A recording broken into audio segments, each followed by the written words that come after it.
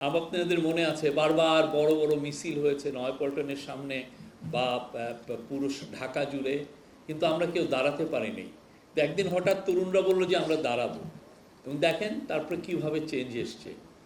ওরা কিচ্ছু করতে পারেনি এবং এমনইভাবে তারা চলে গেছে যে এখন দেখেন তার পুরো পলিটিক্যাল ক্যারিয়ার ইজ ওভার। ঠিক না? যেই ভয়ানক যে ম্যাসাকার করেছে, যে ভয়ানক, এখন এটাকে ইউএন বলছে যে এটা একটা ক্রাইমস এগেন্স্ট হিউম্যানিটি।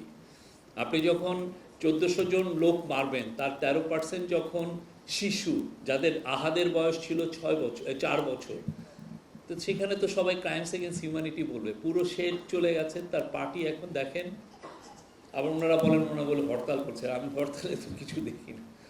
তো বাংলাদেশে আমরা তরুণরা নতুন করে বাংলাদেশ নির্মাণ করবে, সেই তাতে আমরা সবাই একত্রিত হবো। আমার বয়স 55, বাট আমি মনে করি আমি তরুণ। আপনারা সবাই তরুণদের যে এনার্জি নিয়ে এই উৎসবে জয়েন করেছেন, আমরা খুশি।